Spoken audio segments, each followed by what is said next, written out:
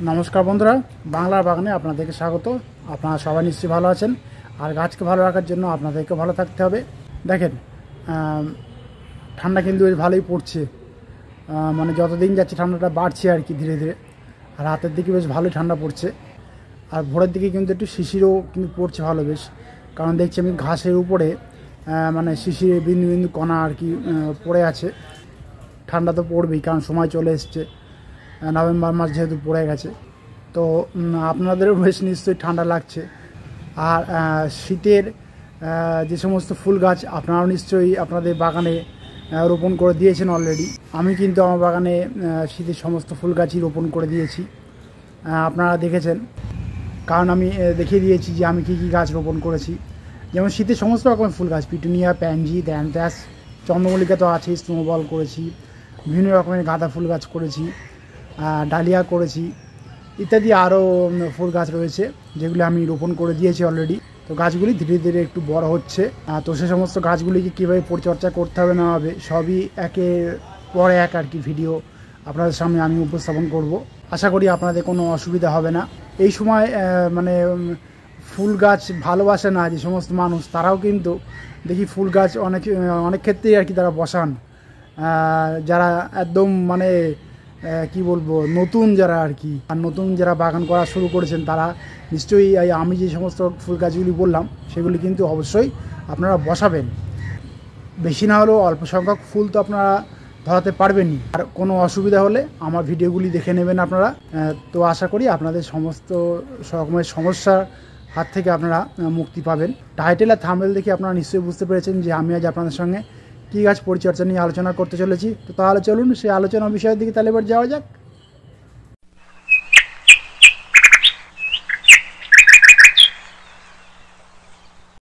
দেখেন, এগুলি হলো চন্দ্রমল্লিকা ফুল গাছ।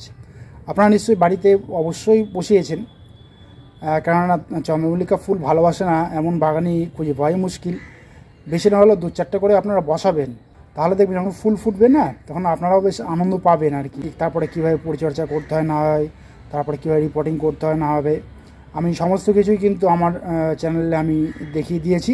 আপনারা সেই ভিডিওগুলি দেখে নেবেন যারা সবাই আর কি নতুন বাগান শুরু করেছেন বা ভাবছেন হয়তো যে কটা গাছ লাগাবেন আর কি।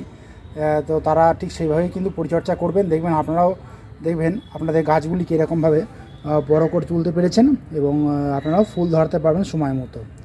তো দেখুন, এখন যেহেতু নভেম্বর মাস পড়ে গেছে, এই গাছে কিন্তু কুঁড়ি ধরার সময় মানে চলে এসছে। আমি কিন্তু প্রায় 2 সপ্তাহ আগেই আর কি লাইট থেরাপিটা বন্ধ করে দিয়েছি। আর দেখেন আমার গাছে কিন্তু কুঁড়ি চলে এসছে। দেখেন, এই দেখেন জুম করে দেখাচ্ছি, দেখেন কুঁড়ি এসছে কিন্তু, বুঝেছেন। এরকম সমস্ত যতগুলো ডাল আছে আর কি, ব্রাঞ্চ আর কি বলতে গেলে, সমস্ত ব্রাঞ্চে কিন্তু কুঁড়ি এসছে। তো এই যে কুঁড়ি এসছে, এই কুঁড়ি আসার পরে আপনারা কীভাবে আপনাদের চন্দ্রমল্লিকা গাছগুলিকে পরিচর্যা করবেন যাতে কুঁড়িগুলি ধীরে ধীরে বড় হয় এবং সমস্ত কুঁড়িগুলি ফোটে সময় মতো, এবং কুঁড়িগুলি আর কি বিভিন্ন কীটপতঙ্গের হাত থেকে রক্ষা আমরা করতে পারি। তো আজকে আমি আপনাদের সঙ্গে সেই বিষয়গুলি নিয়ে আমি আলোচনা করব। তো দেখুন, প্রথমে আমি বলি, এই যে গাছে কুঁড়ি এসছে, আমি আগেই বলেছি যে আমি 2 সপ্তাহ হয়ে গেছে আমি লাইট থেরাপি বন্ধ করে দিয়েছি, তারপরেই কিন্তু গাছে কুঁড়ি এসছে, দেখেছেন।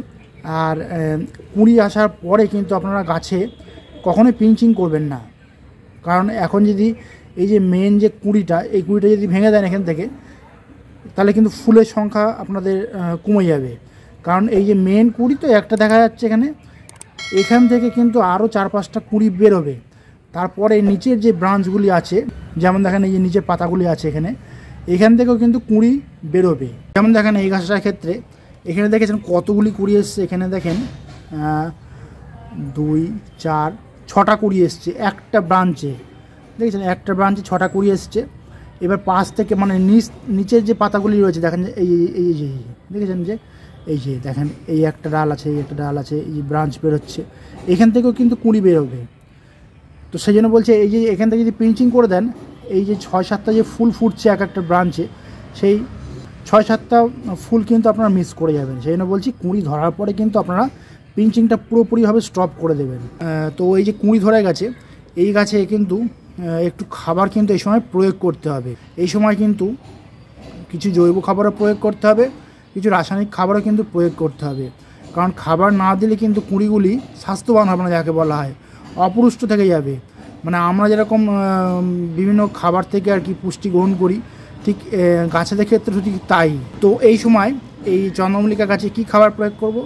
দেখুন, এই সময় কিন্তু এই গাছে জৈব খাবার হিসাবে একটু খোল জল কিন্তু দিতে হবে। এখন খোল জল বলতে কেমন ধরনের খোল জল আপনারা দেবেন? আগে করতাম কি, আমরা যখন কুঁড়ি আসেনি তখন আমরা করতাম কি 25 গ্রাম খোল 1 লিটার জলে ভিজিয়ে রাখতাম, দিয়ে সেই খোল জলটাকে পাতলা করে আমরা দিতাম। কিন্তু বর্তমানে তা করলে কিন্তু হবে না, কারণ যেহেতু কুঁড়ি চলে এসছে, এই চন্দ্রমল্লিকা গাছে কিন্তু প্রচুর পরিমাণে খাবার দরকার এই সময়। তাই আমরা মিনিমাম 50 গ্রাম মতো খোল আমরা ভিজিয়ে রাখবো 1 লিটার জলে। সেই 1 লিটার খোল ভেজানো জলটাকে আমরা 4 লিটার জলে আমরা মিশিয়ে নেব। আর তার সঙ্গে করবেন কি, আপনারা ভাতের যে ফ্যান হয় আর কি, সেই ফ্যান আপনারা 500 ml মিশিয়ে রাখবেন। দিয়ে আপনারা 3 থেকে 5 দিন বা 4 দিনও আপনারা রাখতে পারেন। রেখে দিয়ে সেই খোল ভেজানো জলটাকে আপনারা নর্মাল আর কি জলের সঙ্গে আপনারা ভালোভাবে মিশিয়ে নেবেন। মিশিয়ে নিয়ে সম্পূর্ণ খাবারটি একটু গাঢ় করে আপনারা এই চন্দ্রমল্লিকা গাছে এখন প্রয়োগ করবেন। তাহলে হবে কি, গাছ সমস্ত রকমের পুষ্টিমৌল ওই খোল ভেজানো জল থেকে কিন্তু খুব সহজেই পেয়ে যাবে। কোনো রকমের মানে পুষ্টিমূল্যের অভাব কিন্তু থাকবে না। এই খাবারটা আপনারা মিনিমাম এখন 7 দিন অন্তর অন্তর প্রয়োগ করুন আপনাদের চন্দ্রমল্লিকা গাছে। এই যে কুঁড়িগুলি যেগুলো এসছে সেগুলি দেখবেন বেশ এরকম মোটা মোটা হবে খুব দ্রুত আর কি, এবং ফুল যখন ফুটবে ফুলের আকারটাও বড় হবে। এবারে বলি, এই গাছে শুধুমাত্র কিন্তু জৈব খাবার দিলেই হবে না, এখন একটু এই গাছে রাসায়নিক খাবারও প্রয়োগ করতে হবে। রাসায়নিক খাবার বলতে এই সময় এই গাছে 10-26-26 নামক যে খাবারটা রয়েছে সেই খাবারটা কিন্তু আপনারা প্রয়োগ করবেন। আপনারা মিনিমাম টবের মাপ অনুযায়ী আপনারা এই খাবারটা প্রয়োগ করতে পারেন। যদি আপনাদের 8 ইঞ্চি টব হয় তাহলে 8 থেকে 10টা দানা আপনারা দিয়ে দেবেন প্রতি টব পিছু। আর যদি বলেন আমরা জলে গুলে দেবো, অত সময় নেই, তাহলে করবেন কি 1 লিটার জলে 5 গ্রাম মতো 10-26-26 খাবারটাকে ভিজিয়ে রাখবেন। দিয়ে সেই 1 লিটার জলটাকে 1 লিটার জলের সঙ্গে আপনারা ভালোভাবে মিশিয়ে নেবেন। নিয়ে যে কটা টবে হয় আর কি, সেই কটা টবে আপনারা দিয়ে দেবেন 10-26-26 খাবারটা। তাহলে দেখবেন ওই রাসায়নিক খাবার থেকেও কিন্তু গাছ বেশ ভালো রকমের খাবার কিন্তু সংগ্রহ করতে পারবে খুব দ্রুত। এরপরে আরেকটা খাবার কিন্তু এই গাছে এখন প্রয়োগ করতে হবে, তা নাহলে কিন্তু কুঁড়ির আকারগুলি খুব দ্রুত আর কি বড় করতে পারবেন না। সেই খাবারটি হলো 0050। আপনারা করবেন কি, যাদের কাছে ফোলিয়ার স্প্রে 0050 রয়েছে তারা সেই 0050টাকে 1 লিটার জলে 2 গ্রাম ভালোভাবে মিশিয়ে নেবেন। নিয়ে সম্পূর্ণ গাছটিকে পুরো স্নান করিয়ে দেবেন। দেখবেন গাছ কিন্তু পাতার মাধ্যমে খাবারটা গ্রহণ করতে পারবে, এবং এই যে কুঁড়িগুলি যে ধরেছে এই কুঁড়িগুলিতেও কিন্তু মানে খাবারটা সরবরাহ হবে দ্রুত। তাহলে কিন্তু দেখবেন কুঁড়িটা বেশ খুব দ্রুতই মোটা মোটা হবে, এবং ফুল যখন ফুটবে তখন কিন্তু রঙটাও খুব ভালোভাবে আসবে। আর যাদের কাছে 0050টা নেই তারা করবেন কি, তারা এমওপি অর্থাৎ লাল পটাশটা সংগ্রহ করবেন কি 1 লিটার জলে আইসক্রিমের চামচে 1 চামচ ভালোভাবে মিশিয়ে নেবেন। নিয়ে ওই 1 লিটার জল যে কটা টবে হয় আর কি, সেই কটা টবে আপনারা দিয়ে দেবেন। যেহেতু রাসায়নিক খাবার একটু কম করে আপনারা দেবেন। এরপরে বলি, যেহেতু এখন এই গাছে কুঁড়ি এসছে, একটু অনুখাদ্য কিন্তু এই গাছে প্রয়োগ করতে হবে। কারণ অনুখাদ্য প্রয়োগ না করলে কুঁড়ি কিন্তু সমস্ত রকমের পুষ্টিমূল্য কিন্তু পাবে না খুব সহজেই। তো সেই জন্য আমরা করব কি, 1 লিটার জলে 2 থেকে 2.5 গ্রাম মতো যে কোনো অনুখাদ্য আমরা মিশিয়ে সম্পূর্ণ গাছটিকে পুরো স্নান করিয়ে দেবো। তাহলে দেখবেন কুঁড়িগুলি কিন্তু খুব সহজ এই সমস্ত রকমের অনুখাদ্য বা পুষ্টিমূল্য পেয়ে যাবে, এবং দেখবেন দ্রুত কিন্তু কুঁড়িগুলি আকারে বড় হবে। আর যেহেতু এখন চন্দ্রমল্লিকা গাছে কুঁড়ি চলে এসছে, এই কুঁড়িগুলিকে কিন্তু রক্ষার দায়িত্ব আমাদেরকে নিতে হবে। তাই আমরা করব কি, এখন মাঝে মধ্যেই কিন্তু আমরা কীটনাশক কিন্তু এই চন্দ্রমল্লিকা গাছে অবশ্যই প্রয়োগ করব। কোনো কারণে যদি কীটপতঙ্গ অ্যাটাক করে গাছে তাহলে কিন্তু কুঁড়িগুলিও নষ্ট হয়ে যাবে, আর এতদিনের যে পরিশ্রম সেই পরিশ্রমটাও কিন্তু বৃথা হয়ে যাবে। সেই জন্য আমরা করব কি, এই গাছে হামলা নামক কীটনাশকটা কিন্তু প্রয়োগ করব 1 লিটার জলে 2 ml ভালোভাবে মিশিয়ে নিয়ে পুরো সম্পূর্ণ গাছটিকে স্নান করিয়ে দেবো। তাহলে গাছে কিন্তু কোনো লেদা পোকা, মিলিবাগ, জাপ পোকা ইত্যাদি কোনো পোকামাকড়ের আক্রমণ হবে না। আর এর পাশাপাশি কিন্তু কাকা নামক কীটনাশকটাও কিন্তু আমরা এই গাছে স্প্রে করে দেবো। ওই একই পরিমাণ নিয়ে 15 দিন অন্তর অন্তর ঘুরিয়ে ফিরিয়ে কিন্তু আমরা ইউজ করব। তাহলে দেখবেন আপনাদের চন্দ্রমল্লিকা গাছে কুঁড়িগুলি সুরক্ষিত থাকবে, কোনো রকমের রোগ পোকামাকড়ের আক্রমণ হবে না। তো আমি যেভাবে আপনাদেরকে কুঁড়ি আসার পরে চন্দ্রমল্লিকা গাছকে কীভাবে পরিচর্যা করবেন না করবেন আমি সমস্ত কিছু কিন্তু A to Z ডিটেলসে বলে দিয়েছি। আপনারা ঠিক সেইভাবেই পরিচর্যা করতে থাকুন, দেখবেন আপনাদের চন্দ্রমল্লিকা গাছে কোনো রকমের রোগ পোকামাকড়ের আক্রমণ হবে না। গাছে সমস্ত কুঁড়িগুলি কিন্তু ফুটবে একসঙ্গে, এবং ফুল যখন ফুটবে রঙগুলিও কিন্তু স্পষ্টভাবে ফুটবে। তো বন্ধুরা আজ এই পর্যন্তই। আর যদি কোনো কমেন্ট থাকে তাহলে কিন্তু বাংলার বাগানকে জানাতে ভুলবেন না, কারণ বাংলার বাগান সবসময় আপনাদের পাশে ছিল, আছে এবং থাকবে।